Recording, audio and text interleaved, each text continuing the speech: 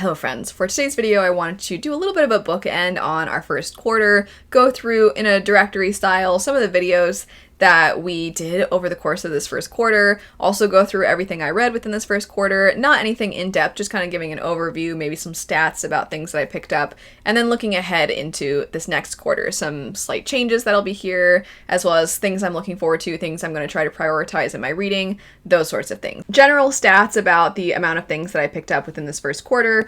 I had completed 28 different books, and then if I also include manga light novels, I bumped this up to 30, and the way I came up with that number is I did read one light novel, and then I read quite a bit of Spy Family, as well as quite a bit of Witch Hat Atelier, or rereading of Witch Hat Atelier, so I kind of collected that all. I thought about the amount of time, and I thought it was semi-similar to roughly about 2 books, but if you would prefer to think of it as about 28 books rather than 30, it doesn't make a difference to me how you perceive it, but those are the two numbers we're looking at, about 28 books read or 30. For the rest of this slight little recap, if I have any videos that correlate with the books that I'm mentioning, I will have them linked, so that way if you want to hear more about them, or if you missed when I talked about them, you can jump on over to those videos. So we're going to break it down by genre. First off, we have the 2 classics that I picked up within the first quarter, which would be Frankenstein and Wuthering Heights.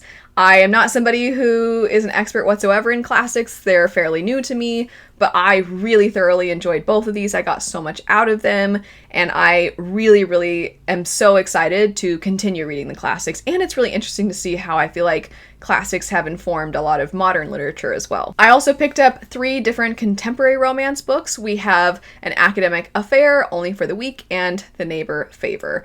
Only for the Weak, that one didn't quite work for me. I actually think of the 3, An Academic Affair was the one that felt the most prevalent to a lot of people's job crises that they're experiencing right now, and I actually really like that. Also, I said when I talked about this book that I didn't realize these sorts of stories don't have to have a 3rd act breakup. They can have a 3rd act conflict, which is a different thing, and I'm like, oh, I like that. I wish more of them would do that. And then The Neighbor Favor was cute. I did think it was a little convoluted at times, but ultimately I still enjoyed that one. For science fiction, we had just one science fiction book. I will likely be picking up more sci-fi in quarter 2. The sci-fi book that I picked up was Velocity Weapon. This is my first by this author, and this guaranteed for me that I definitely want to read way more by this author, because not only did I have a blast with this, but I am really excited to keep going with this series, and I know this author has written other things, and it just, I find with this series, I can't speak to the others so far, but currently it feels like this is going to be the go-to sci-fi author for me when I want fun, action-packed stories with really great characters. I very much lucked out with the fiction books that I picked up this quarter, as I thoroughly enjoyed all of the 3 that I picked up. So we had Such a Fun Age, Monday's Not Coming, and The Vanishing Half.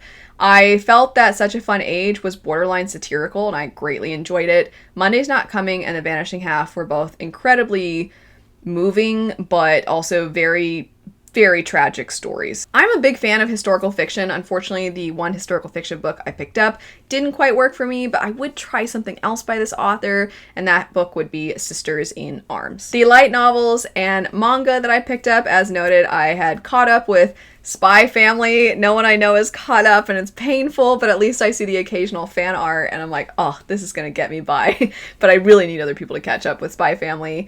I am caught up with all of the light novels for Apothecary Diaries, and now I just have to wait for the next one to be translated. And then Witch Hat Atelier, my current obsession. I love it so much. I talk about it all the time at all of you. It's very good. I need more people to get into it. I'm very excited about the anime adaptation that's been coming out. It is so good. All of these have been great. Very thoroughly been enjoying my light novels and manga reading. I did pick up some romantasy and fantasy romance books within this first quarter. So we had Heart's Gambit, Legend of the Nine-Tailed Fox, The Twisted Throne, and then an arc of This Immortal Heart. This Immortal Heart didn't really work for me. I hope it works for more people. If you like the idea of an Aphrodite and Ares retelling, I think there's a chance that you might enjoy this one. As for the other 3, The Twisted Throne and Legend of the Nine-Tailed Fox, I like both of these, I think because there was a decent emphasis also put on the plot itself and the plot outside of just the romance, and I do tend to like, within romantasy and fantasy romance, I like when there's kind of a blend between plot that is separate from the romance versus plot that is motivated by the romance. I like when we have a mix, and I definitely think both of those did. So I enjoyed those two. Heart's Gambit, it felt a little bit at times like it could have used some fine-tuning as far as in order to fit my taste a little bit better. I did like the general feel of it, and I liked the aesthetic, you could say, but I wanted a little bit more from it. I will be looking out, though, for what this author writes in the future, because I do think that there is going to be a book this author puts out that I will really, really, really like. And now, of course, for the fantasy books. So I picked up 14 different fantasy books.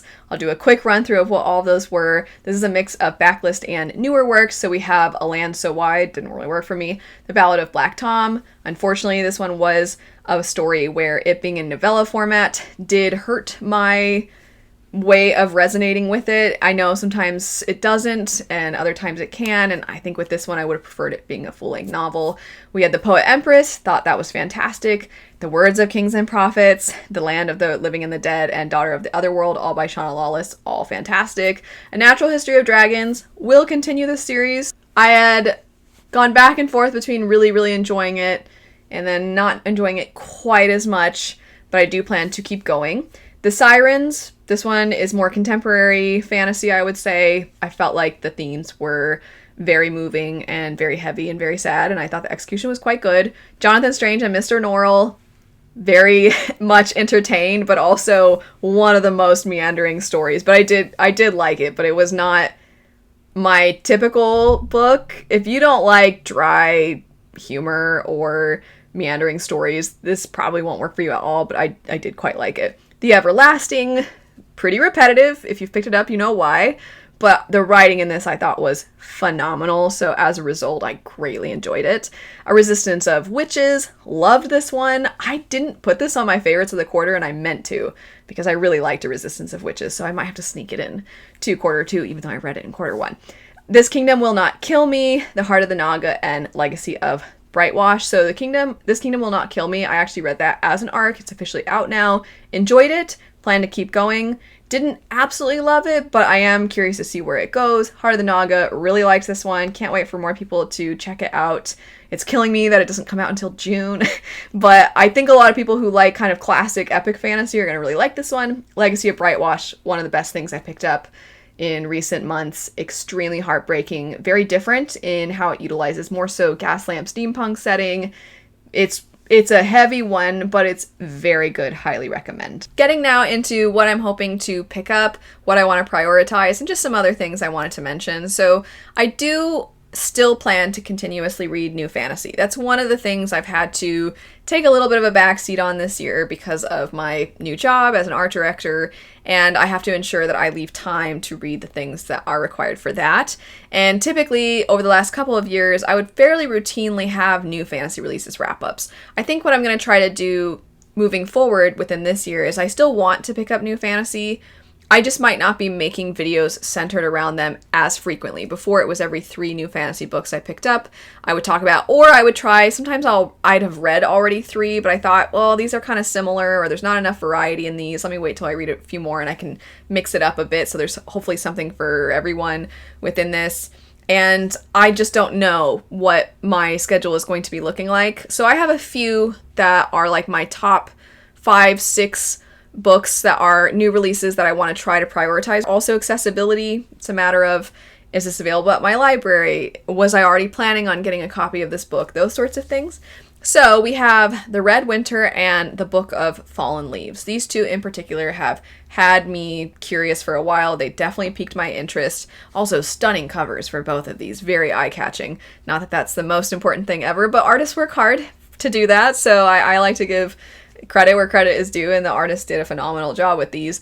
Both of them, though, sound like things that I would really like. Both of them have pieces within their synopses that really are things that I'm looking for. So I'm really hopeful about both of them. And as far as where I'll be talking about them, maybe I will do a new fantasy releases video, maybe here and there if I do get around to it. Maybe I'll do something for the ones that I'm most anticipating. These are a couple that I'm most anticipating, so like a reading my most anticipated releases of the year kind of style thing. But basically, if these are things that you are curious to hear more about, All I can say right now is just keep an eye out, but you'll know when I get around to them because I'm sure I'll be talking about it. I also, quite different from those, do want to pick up the Mystical Cat Shelter. So different from those first two, but I have enjoyed other things by this author, and I'm excited to read more. A sequel that I definitely want to read, probably will pick this one up the soonest of these ones, and that would be To Ride a Rising Storm. The first book, To Shape a Dragon's Breath, was one of my absolute favorites that I read last year, and I'm really looking forward to seeing how things progress in this. I really feel that this story has the potential to be one of my favorites of all time, depending on how the rest of the series goes. I already was so in love with that first book, so I'm ecstatic about picking up To Ride a Rising Storm. And then, speaking of sequels, we have Steel Gods by Richard Swan. There are just such insane levels of stakes in the first book in this series, so I have no idea what's going to happen. Also, it's very disturbing. I want to return to not only the creepiness of this world, but also there's a character that's just so awful, but you kind of can't look away from them. And I look forward to being back with not just with that character, but just in general, to be back in it with this. Those are the 5 that are my highest priority for new fantasy releases, though as more things get released, I, of course, probably will add some more in. We'll go ahead and segue into some things that have to do with Patreon for this quarter as well. So if you are a fan of, this is very much switching gears, but if you're a fan of the board game / card game Dominion, there is an online version. It's free to sign up, and if you are playing with someone who has the paid version, then you have access to all of the expansions.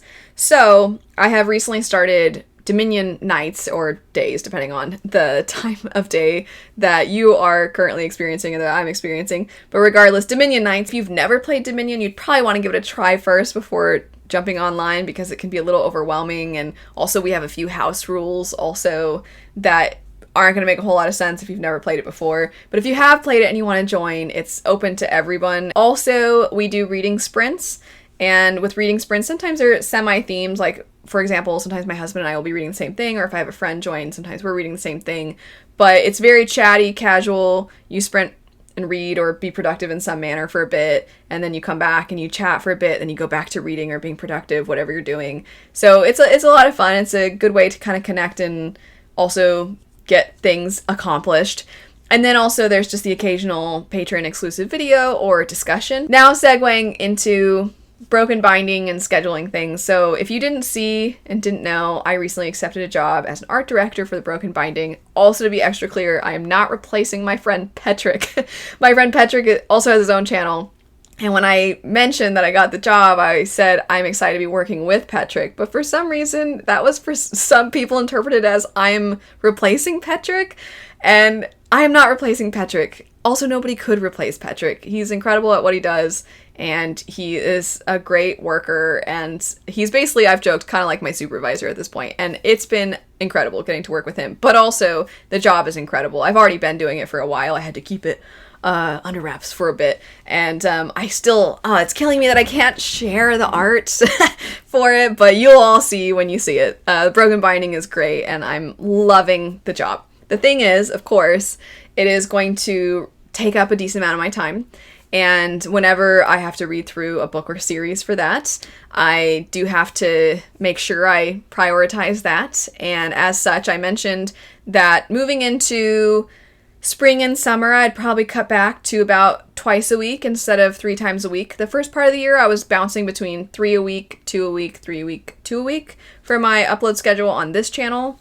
But I was planning in the summer to switch to 2 a week. I am going to start officially doing 2 a week now, and I'll have already been doing that by the time this video goes up.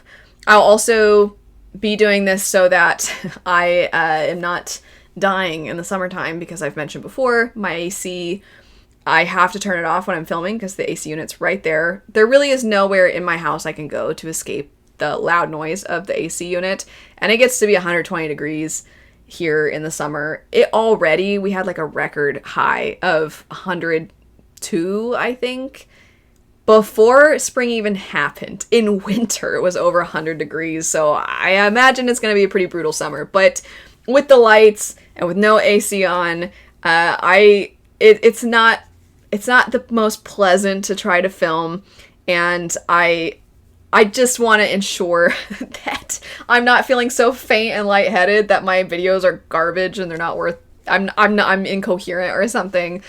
So that's another reason to cut back just a bit. I'm going to try to do as much filming as I can ahead of time so that first off, I always can hopefully stick to that 2-a-week schedule for this channel. But also just in case something else comes up, then maybe I will have a third here and there. We'll see. But I just really want to ensure that I do the best job possible with the Broken Binding, because it is the most incredible opportunity. I still have this pinch me feeling. I can't believe that I get to do this, and I want to do a great job. The artists are incredible. The company is great to work for. I mentioned Petrick is great, and I want to be a good member of the team. You'll get to see all the beautiful art soon. Eventually. Stuff happens in advance, so it's still a while and it's killing me a bit. But as always, thanks so much for watching. Have a great rest of your day, and I'll see you later. Bye.